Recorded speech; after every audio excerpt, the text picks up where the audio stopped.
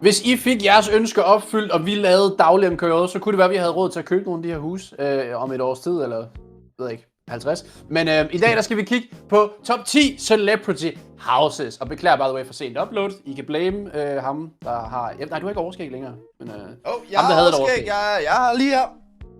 Okay, ja, han er tilbage. Og vi er redigeret på en video, som vi så ikke kunne poste, så vi skal lige lave en ny, og jeg håber, jeg tager godt mod det. Så vi skal se på nogle celebrity houses. Let's go! Yeah, check. While plenty of wealthy celebrities live in extravagant homes, today we're going to be taking a look at the 15 very best celebrity Det homes giver in sådan the virkelig world. throwback til det gamle MKJ. Det gør det faktisk virkelig. Og det er så Men clean. men vi starter med en skuespiller, der hedder Matt Damon. Matt Damon. Det er mig om 10 år. Matt Damon may come off as one of the more down-to-earth Fordi jeg er blevet en members of demon til Hollywood, den tid. but that doesn't mean he Alright, can't buddy. taste for the finer things in life. By the way, jeg viste min røv de første 5 sekunder af den. Tror jeg også, det blev blokeret. Damon purchased the home back in det går 2012 nok. for $15 million. The home, or mansion, offers 13,500 square feet of space, along with Du ved, det ligner bare de der crazy Airbnb-reklamer, man får. Ja. Og så klikker Jeg du ind og begynder tænker, også please sig det er Spanien, og så er det bare sådan fucking Colombia, jeg skal ned til for at komme dernede. Fuldstændig. Det er også det, jeg tænker, det her det er jo ikke USA. Det kan det næsten ikke være. Eller det kan det Det måske er det jo godt, bare. men det Han er giver bare OP money glitch jo. Ja, selvfølgelig. Han har sikkert bygget en hel by rundt omkring det her. Branching out to the open plan living. California-style formal rooms open seamlessly via movable. Også fordi jeg kan faktisk godt kan lide huset. Jeg ved, der kommer til at være nogle huse, der er bare sådan fucking kedelige. Ja, præcis. Men det her, det er så lækkert. Det giver en vibe, der er palmer, der er det hele, altså. Det er også sådan, det er et rich house, men det ligner sådan lidt et normalt hus på en eller anden måde, low-key. Ja. Also included is a game room, bar office, staff. Jeg prøver at se, det her, det er jo vibes, i stedet for dem, der har en eller anden biograf på et loft, de aldrig bruger. Ja, facts. Ja, Facts. det er nemlig det. Så er der bare lige en sofa og en storskærm. Outside is the pool. Oh my Ja, tak. god. Waterfall, koi pond. Wow. Bro, deres familie, det er ikke sådan, lad os tage på ferie. Nej, vi tager hjem til Matt Damon i en fucking uge. The Pacific Palisades is turned into By somewhat the way, of a han hedder ikke Demon. Nå, Bare lidt, hvis du var Nå, han hedder Damon. Hvad fanden? Wait, Matt, Har han ændret navn? troede du rent faktisk, han hed Matt Damon? Nej, det Jeg gjorde trykker play, jeg trykker play, jeg trykker play. Nej, det gør jeg ikke. Oh my Det gør jeg god. ikke, det gør jeg ikke. Vent lige. Sidder du derude lige nu og ser med på den her video og ikke er subscribet endnu? Så husk lige at trykke subscribe nedenunder. film industry. Vi har ikke stemme til det der. Music stars over the det er years. det. Matt Damon's neighbors include Dan Aykroyd, Chevy Chase, Billy Crystal, Julia Louis-Dreyfus, John Goodman, Steven Spielberg, Kate Hudson, and Okay. Diane Keaton. Okay, Spielberg, men stadig. Så det er bare sådan en masse kendte mennesker, der bare bor ved siden af hinanden og bygger sindssygt hus. At the same time, Ja, det Men drømmer er jo bare at have Affleck- sådan en kælder med sig i fitnessrum og så bare være lagt den. business. Der er jo, men så er der heller ikke nogen undskyldning. 50 Cent. Ja, det er rigtigt. Oh, 50! Big up 50, man. Come on. Jeg føler, at Kraus skulle til at komme med en joke om huset, sikkert koster 50 cent. Nej, jeg var tæt på. 50 Cent's Okay. Jeg prøvede at holde mig tilbage 50 nemlig. Cent Jackson managed to get rich without dying and moved from his home in Hey. Queens, New York to a mansion just outside the city in Connecticut. And if you ever Connecticut. watched Cribs in the early 2000s, he gave viewers a brief tour in one episode. He bought the place from MTV Mike Cribs, Tyson man, for det er just for- Se, det der, det gad jeg ikke back af. in 2003. Ej, det er for stort. At the time, Det er for was the most meget. expensive Det er for house free. in the Okay, det gad jeg godt af. area. Oh shit, bro har et vandfald. 1,000 square feet of space. The Men Connecticut hvad skal du Mansion bruge alt den der plads? Altså, what the fuck? bathrooms Ja. plus an Men indoor sorry, også for en mand, der er blevet skudt, 9 gange, så er det ret nemt at snige sig ind. Altså sådan, Ja. det er jo ikke, fordi der er ikke hegn rundt om eller noget. But on top of that, the Han har property sikkert is et security, der koster 50 cent. Nå, der var den, okay. Det er virkelig Ja, derfor er han blevet skudt, hvis det var så billigt. multiple game rooms, a green screen room, Hvad er det a der recording overhovedet? studio, a full gym, a conference room, and a home theater. But then there's the outdoor space. Men det er jo sådan, han har jo ikke engang den der kælder med Det der- fitness. Han har et vitterligt sådan fitnesscenter. Bare i Fitnesscenter. Ja, det. Court. Se, der var Det der den. ligner, Og den er aldrig blevet brugt. hotel. Ja, men det er ligner også helt selvfølgelig, der har bro. Men han kan gamble sin eget. Han har en dealer, der sidder der hele dagen. $100,000 a month until someone was willing to take it off his hands. Tror I han gambler med 50 cent? Matt, du tror, han hed Matt Damon. Shut the fuck up. Sorry. For it. Øj, han er A blomster. gesture of goodwill, 50 Cent gave the proteins de er to fake. G Unity Foundation. Umuligt ham, der går ud og køber blomster. Number 8, the Razor House. The Racer House? Alicia Keys and Swiss Beats spent over $20 million for their La Jolla, California mansion. The What? Razor. Jeg vidste ikke engang, de var The sammen. Razor is an interesting Det ligner sådan en and artistic rumstation. mashup of glass Ja, and det Ej, hvor er det grimt. Ej, Det er for meget. Ja, Ja, det er for meget glas. Alt for meget. Ja. unique landscapes Hvorfor skulle du surrounding stunte på os sådan der? it. Jagged, sweeping home here Hvis man ikke kan gå sometimes nøgen rundt resembles a derinde, monument så er det ikke et rigtigt hus. mansion. Keys and Beats det kan du jo godt. Ja, kan man ikke bare være så rig, at man er så røvlig? Jo. sikkert. Okay, der er faktisk ikke så mange, der kan se en der. Og yes, der er vilje, der Rooftop var. terraces sit above, and a subterranean garage lies below. Hold da It's a kæft, pretty mand. stellar place. Men dæmonen, den er clear indtil videre. Ja, det vil jeg sige. Ja, det ligner bare, ja, noget fra fremtiden. Ja. Ja, det kan godt blive for meget, det vil jeg sige. Staircase ascends to a lofted lounge.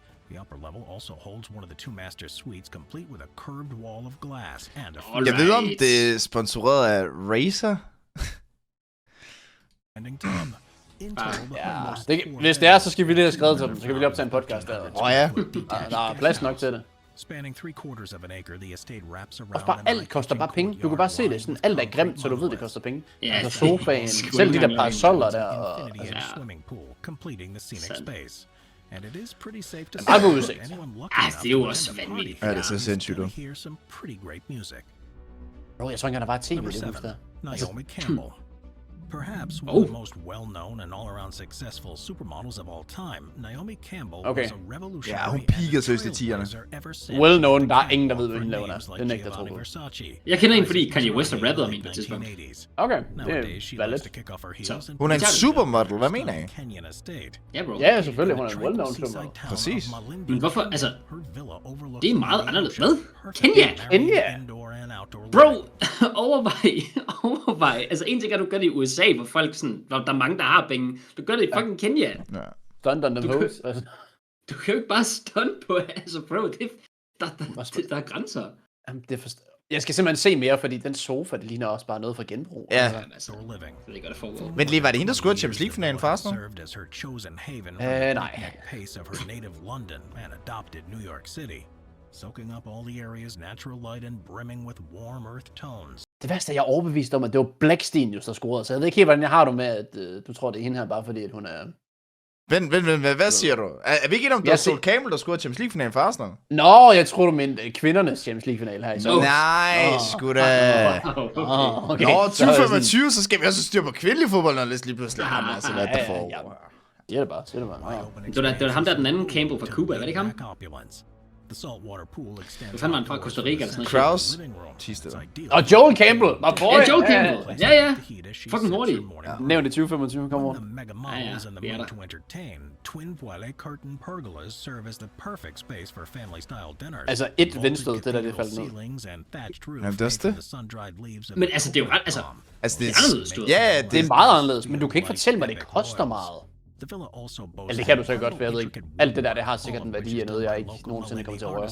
Ja, der er også bare meget, der ligner sådan lidt old school, så koster det sikkert ekstra. award-winning artist designed the new hand-carved wooden doors depicting two men dancing Jeg havde ikke in valgt at bruge den, traditional nok at lade. ceremonial dress, which are now decades old and no doubt make for Det ligner Også det der med at være rig i et fattigt område, det er også farligt.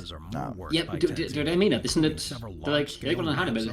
Overvej at spille beerpong der, du. feel more like a museum or a gallery than it does a part-time Ja, residence. det er faktisk okay, ikke, det er jo- hvad jeg sige. Ja, det ligner sådan en udstilling. Drake. Okay. Become Rocky as fan. famous as quickly as Drake. You tend to go hard when it comes to spending. Men okay, jeg bliver nødt til at sige noget omkring sådan en som Drake, right?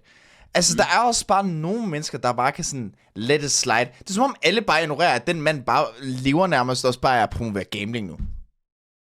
Det er faktisk, det er faktisk true. Altså sådan, det er som om, der er ingen, der sådan tænker, okay, han er bare en af de største rapper of all time, eller sanger, eller hvad fanden man skal kalde ham. Og manden, han casually promoverer det bare, og han får ingen flames for det. Nej. Nej der. Altså, Altså, han laver bare lidt bet om, Jake Paul taber i boksning, eller vinder i boksning, og så taber han lige 1,5 million, og så får han bare 4 millioner for det. Altså, Ja, og igen, Ja. der er sådan lidt Jax, wake up, eller sådan noget. Altså sådan, se mig, jeg går fedt, til at det den cancel skam. Drake. Er det et second true prediction, at Drake bliver cancelled? Jamen, det bliver han jo ikke. Han Det føler jeg jo. har han ikke gjort det i Det flere føler år. jeg, han blev i 24. Det føler jeg, han blev 24 med alt det der, altså beefen og sådan noget der. Ja, men så gik det op for folk, vi har faktisk brug for Drake, hvis vi skal have ordentlig musik. Så folk var sådan, det, det giver slet det er det, der er ikke problemet. det er Det er det samme med Kanye. Altså, bro, han har jo tilsvinet en hel befolkningsgruppe, og folk er stadig sådan, ja, men du ved... Vi har ikke tid til at sige, Der er hvad bare Kanye nogle har mennesker, der gjort. kan let it slide, altså. Han har lavet god musik, så okay, så er man en slide, du ved. Champagne Poppy began building his dream home back in 2016 when he bought a 2-acre plot of land in Toronto. What? He quickly revealed the plans for a palace-like mansion he would call home and kept his loyal fans updated on Instagram the whole way. After the massive det er ret godt. 35,000 Ja, square det er meget foot fedt mansion lavet. was finally finished, Drake didn't shy away from inviting his fans on a tour of the opulent home, What? albeit through Instagram. Har du fået en invite, In Cross? fact, not even Det har jeg sgu ikke, mand. Jeg ved ikke, hvad fanden der foregår. Vi er der næste år. Jeg tænkte bare, hvis det er dem, der lytter til rap, der har fået invite, så mig og Matt, vi er lidt off der, kan jeg godt mærke. area, but of course, he got the city to make an exception. But how did he get them to bend the laws for him, you may ask? Well, all he did was ask. Drake's home holds an insane mega kitchen. Bro, han er vildt en bil stående i hjørnet. Altså, man kan se, den står bare til pynt. Ja, den er aldrig blevet til, aldrig været brugt. Ej, hvor er der mange penge brugt der. Many rappers tend to gravitate towards. Huge chandeliers adorn Prøv at se det der. Nej. Nej. suspended cantilevered marble staircase. Drake paid less than $7 million. Jeg tænker, han en søndag morgen bare går ned der. Increased the property value by well over $100 million. Hvor er det 100 sygt, han millioner. betalte 7 millioner kun for at købe selve området, altså arealet. Og så skulle han jo betale for at bygge hele huset, nu er det over 100 millioner værd. Altså, Ja, det er bare det one dance, der lige betaler for grunden, og så er han ligeglad, altså. Når du har så mange penge, det er jo lige meget. Det er jo mere vedligeholdelsen, jeg er spændt på. Det må sgu da være herredyrt. ja. Det er nok true, men jeg synes bare, det er vildt. Det viser det der med, som du ved, altså, de rige bliver rigere. Fordi Ja. du har penge til at investere i det der, og så kan du bare sælge det for 100 mil, hvis du har lyst. Altså, Præcis. hvad kan man gøre? Number 5. Ashton Kutcher and Mila Kunis. Jeg faktisk håber, vi så lidt flere billeder af det. Kutcher and Mila Ja, Kunis vi kommer aldrig rigtig sådan combined indenfor, net sådan worth køkken. Nej. upwards of $400 Faktisk million, which they put to good use in 2020. While the Okay, jeg tror, der kommer til at være lidt mere sådan charme over det Los her. Angeles, California. Det er bare meget sort allerede. Cuckoo Farm after the two det of ligner them også bare meget and træ. made one of the most eco-friendly celebrity homes on the planet. Eco-friendly, It's on a alright. Okay. property that includes the main house, a Sygt guest nok. house, a barbecue pavilion, and an entertainment barn, plus a cornfield and a well to irrigate De der to the ting, de property. matcher ikke. The Er det house ikke is also forskelligt fra? entirely powered by solar energy. Vi forstår ikke Even though most of modet the åbenbart. property has a rustic look with reclaimed wood and concrete, there's still space for some opulence. The entertainment barn has a 10-meter-long crystal chandelier. Hvorfor har man bare det stående i midten af det hele, altså? Det er det. Det er rige mennesker. De gør ting, man ikke forstår. True. The couple managed to marry supreme opulence with Bro, vi fucker down-home 4 country vindmøller i living sådan- with their cuckoo farm. Hvorfor var det også det første, jeg tænkte? Fuck, hvor mange millioner er stående. Design and built separate mood boards before designing their LA farm. And they also commissioned Og det er LA? Charles of Okay. Charleston Man kan sådan ligge ned i poolen. Okay, det er koldt. elegant industrial Det er voldsomt. project. Det er altså sådan undvigelse, når man skal svømme. She also made sure that she used some of the actors' precious finds from around the world in the home's Ej, decor. sorry, det er jo ikke... The actors were Ja, som Matt også siger, det er jo fucking... Det er jo bare normalt træ, og det er mørkt, og... Ja. Der er sikkert der er jo noget charme over det, men det gør vel ikke... Det er jo det der med det eco-friendly og sådan noget, de har brugt, altså sådan, genbrugt træ og sådan noget. Det er jo ret fedt. Men er det dyrt? Det ser low-key sejt ud, det der. I guess. Jeg ved det faktisk ikke. Det her, I get it. For many, Pierce Brosnan is their generation's James Okay, to be fair, det ligger op for mig, at den havde faktisk bare insane celebrity houses, den havde ikke dyreste. Så det, så er det faktisk derfor. Okay, så giver det mening, så giver det mening. Så det er bare nogle vilde huse. Ja. One of the coolest homes around. Okay, det er... Thai-inspired Men igen, det ligner sådan en ferievilla, altså Ja. sådan... Jo, men du skal jo ikke bruge det der. Men du har en strand for dig selv, low-key. Det er crazy. Between twin okay, det der, det er fedt. Brosnan's orchard house Altså, hvis du har en palme, så har du vundet. It's still on the market today for a stunning $100 million. $100 millioner dollars? Ja. Bøde. Feet of space lige between over the det. main home and the pool Nemt for house. mig. The main house has been built in a U-shape and has a light-filled open floor plan. The living and dining area features wide. Hvem har sådan en stor bog, by the way? Fuck, det var kæmpe. Jeg hader, der har ikke været et tv i dem her. Det er kun Matt Damon, der havde tv. Altså, With 5 bedrooms and 14 bathrooms. The home was the han sagde lige 14. Der er fucking klaver og alt muligt. Der er en fucking hest. Entertain friends and family. In the main house, the master bedroom sits on the upper floor and boasts 2 fireplaces, 2 bathrooms, and 2 dressing rooms. Full of world-class amenities, the Ja, property fatter ikke det also her. has a screening room, a gym, and a Japanese-style or Okay, onsen. der var det. In addition to the main Whoa. house, the grounds also hold a 2-story Og så er det bare verdens bedste tv. Ja, jeg skulle lige til at sige, det kunne godt være lidt større. Simpelthen der bagerste række. for some GG. serene relaxation. The saltwater pool is surrounded by landscape grounds and the path leading directly to the property's private beach. Ja, selvfølgelig på venstre. Der mangler ikke noget. Fair nok. Number 3, ikke dumt. Ellen DeGeneres. Ellen, sådan Many people may not know that when she's not dancing between interviews on her talk show, Ellen DeGeneres is a pretty serious home flipper and profit turner. Simply Okay. known as the Villa. DeGeneres and her wife Portia de Rossi bought the home in 2013 for a whopping $26.5 million. The home was Helvede. originally designed by Dejlige architect mennesker. Wallace Frost. As a Altså, vi er enige om, hun er residence cancelled, er hun development. ikke det? Jo. Du må også fint indtage. Ja, og så kan hun bare tage herhjem og chill. Altså, det er jo Ja. sindssygt. Ja, men verden er ikke fair, altså. In the 1930s. Many years Men igen, later, let it famed slide, interior designer John Saldana Har du ikke stadig sit eget show? Eller er det five-year restoration of the Det er ikke- det property går. with his Jeg personal føler ikke uses. rigtigt, ja. Jeg føler ikke, hun laver noget længere, altså. Gilded tales reminiscent of 17th century Italian villas, like a barrel-tiled roof, terracotta surfaces, and wide sådan helt plank grotte. hardwood floors. Men altså, This Hvor- 10,500 square hvad- foot home includes hvad var det der på væggen? Det var bare sådan en kæmpe C. 9 fireplaces. Det er kunst, okay? Det er, hvad det er. Det er kunst. Det er fandme ked af at høre det her. Altså, Mention det, expansive views of the Pacific Ocean, harbor, and mountains. But when Ellen and bare sådan Portia in the bought woods. place, Hun arbejder Ja. i en they gæsthus. needed Bare a forladt. little more Det der, det er space. cool nok med grillen. After they bought it, they acquired Okay, two det er faktisk adjacent fedt. Det vil jeg properties sige. to Ja, expand sådan det der design udenfor. Ja, ja. det er sådan- Ja. acres. They made modernizing renovations and built an Ja, det er godt, fair nok. Jeg respekter det her. Cool, hvor det hele. Og der er tv igen. De sparer sig på størrelserne, vil jeg sige. Det, Japanese soaking tub.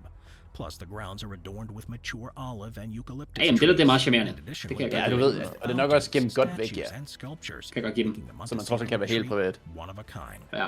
And speaking of Montecito, the area is also home Men det her, to det er top celebrities 3. Oprah, Så jeg er spændt på, hvad der ellers er. Prince Harry and Meghan Markle. Number 2. Kom så. Jay-Z and Ja, Beyoncé. okay. Selvfølgelig. Jay-Z and Beyoncé Shit. are the proud owners of a $90 million mansion in Bel Air, Der er jo California. alt. Der er en minigolfbane over til venstre. Fuck. The most Det er expensive sådan- Tror jeg. home sale in Los Angeles at Føles det Ej, der som er en basketballbane labyrint. ned. home spans 1.8 acres and includes 8 bedrooms, 11 bathrooms, a 8 15-car garage, bedrooms? Altså, hvad fuck? 15 a home cinema, biler. 4 pools and a basketball court. Jamen, Altogether, hvorfor? there are 6 Ja. structures on the property with a Men det er bare fordi, de har jo så mange penge begge to. Men, Ja, altså sådan... de er loaded. Der er igen sådan, hvordan er vi havnet i situationer, at der er sådan nogle mennesker, der skal have så mange penge? Altså bro, så giv da lidt mere til sådan en som mig, eller et eller andet, der arbejder hårdt hver dag, hvor Jay-Z, altså hvad fuck har han lavet i sit liv, der har fortjent det her? Og Beyoncé, bro. Altså, han har været Beyoncé. Og det er Jay-Z, rigtigt. det er good point. Og han har lavet The Blueprint, det er det bedste rap album of all time. Så når du laver... Ja, men så laver jeg The Yellow Print. The latest technological features to ensure safety. Men altså, er vi ikke enige om, det her, de har jo kun købt det her for at vise, at de er nummer 1 celebrity couple nogensinde. Det er de jo bare ikke kun nummer 2. for et stunt. Eller, well, det kan selvfølgelig godt være, ja. Det Ja, jeg ved ikke, hvad nummer 1 er, men hvis der er et hus, der er vildere end det her, så fair nok. Convenience. And all it takes is the touch of a button to open the glass walls. Jeg vil også sige, der er jo ikke nogen, der har brug for det der. Altså, ingen der foregår. Absolut. Og jeg kunne fandme godt have brug for det der, Kraus. Det kan jeg godt lide. Jeg vil fare vildt derinde. Xanadu 2.0. Ja, okay, hvem er det? Ja, okay. Hey, By the top mind fair. of Microsoft, Xanadu 2.0 is Bill Gates' mansion that overlooks Lake Washington in Medina, Washington. Så man kan faktisk, du kan bare svømme hen til hans hus, eller hvad? Hvis det er en sø, det ved jeg ikke, hvad jeg har det med. Hvis du ikke blev skudt på... Ja, jeg tænker også, han har styr på sikkerheden. Ja, det er det. Men det ser super forvirrende ud, eller der er bare sådan mange steder. Jeg forstår det heller ikke helt. Well, it's said to include 7 bedrooms, 19 bathrooms, a spa, a 60-foot. Sagde han lige 19 eller hvad sagde han? Nej, Nej, prøv 19 at- bathrooms. Hvorfor 19 toiletter og 7 værelser? Var det det, han sagde? Ja. Ja. Hvad er det for en ret? Altså, det er nu, jeg er simpelthen forvirret. Hvordan går det den vej? Det forstår jeg heller ikke noget som helst af. Hvad fuck skal bruge 19? Altså, jeg forstår det ikke. Prøv lige, hvor fanden vil I placere 19 badeværelser hen her? Så er der et her og her. Bro, han har bare været inde i Sims, og så bare spammet den der venstre klik. Jeg skal tilføje det til sit hus. Jamen for helvede. Nå, Peak in ja, the okay. Pacific Northwest of the United States, a trampoline room plus a stream Nå. for salmon, trout. Okay. Ja, okay, så Bill Gates rocker bare op søndag morgen og hopper ind på trampolin. Det tror jeg altså ikke på. Men jeg hørte også, det han sagde, at der var sådan, han havde sådan sin egen strøm til, hvad sagde han, salmon, trout, hvad fanden hedder det på dansk, det kan jeg ikke lige huske, men altså, han kan bare fange sin egen fisk. Det er genialt. Altså, det er fandme unikt. Han er 2 skridt foran. Han er ikke Citizen 4. Kane, where the main character, a business tycoon, names his lavish property Xanadu. And while not much else is known about the lush and lavish Xanadu 2.0, we do know that when Gates purchased the lot back in 1988, it only cost him $2 million. Det er jo sindssygt. 2 Det er, millioner. det er jo faktisk fuldstændig sindssygt, fordi 2 millioner er så dollars, men alligevel, altså, det lyder som sådan, nå ja, det kunne man godt, hvis man sådan bare havde lidt penge. Ikke sådan, du er den rigeste for all time. Prøv, men i 89 var han virkelig oppe i 89? Er det ved om det er Microsoft, er det ikke?